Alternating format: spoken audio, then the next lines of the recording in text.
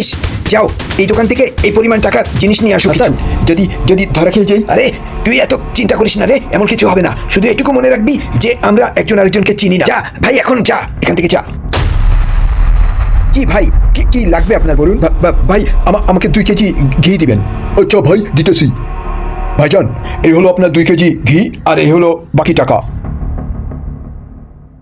ভাই, আমি আপনাকে যে 5,000 টাকার নোট দিলাম, ওটা ভাঙটি আমাকে তাড়াতাড়ি করে দেন, আমার একটু ব্যস্ত আছি। জি ভাইজান, 5,000 টাকা আমাকে দিন, আমি ভাঙিয়ে দিচ্ছি। আরে কি উল্টাপাল্টা বলছেন?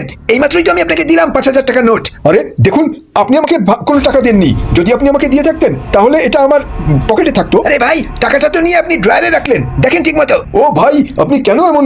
জি ভাই, কি ব্যাপার একটু আমাকে বলুন। আরে আসিফ ভাই, আমি আপনার এই কর্মচারীকে 5,000 টাকার নোট দিছি ভাঙটা করার জন্য, সে এখন মানতেই চাচ্ছে না।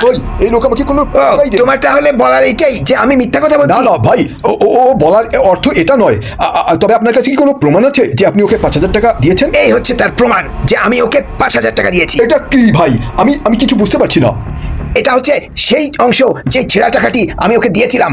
যদি আপনার বিশ্বাস না হয় তাহলে ওই ড্রয়ারের টাকাটার সাথে মিলাই দেখুন।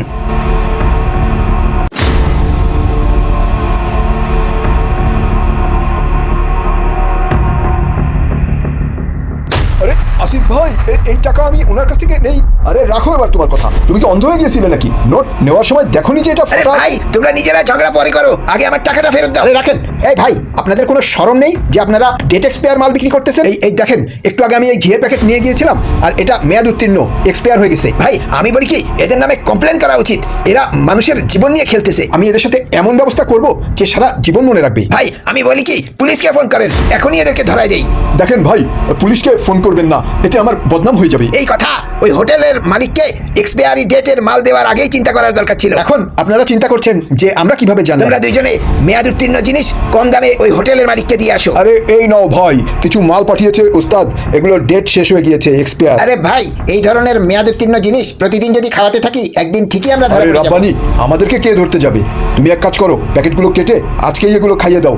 না থাকবে প্যাকেট, না থাকবে কোনো প্রমাণ। তোমাদের তো জানাই আছে না, তোমাদের এই দোকানে সাধারণ মানুষই বেশি কেনাকাটা আর করতে ওই আসে। হোটেলে সাধারণ গরিব মানুষরাই বেশি খাওয়া দাওয়া করতে দেখেন যায়। ভাই, এইবারের মতো আমাকে মাফ করে দেন। এই ধরনের কাজ আর আমি কখনো করবো না।